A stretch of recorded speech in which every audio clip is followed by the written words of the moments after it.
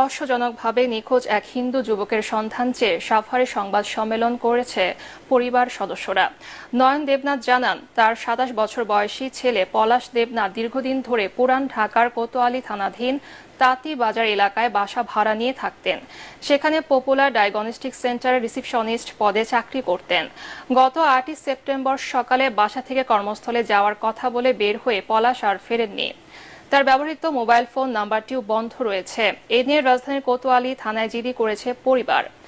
তারা সাভারের কলমা এলাকায় বসবাস করেন। নিখোঁজ পলাশ দেবনাথকে উদ্ধারে আইন শৃঙ্খলা বাহিনীকে উন্নত প্রযুক্তি ব্যবহারের অনুরোধ জানিয়েছে পরিবার।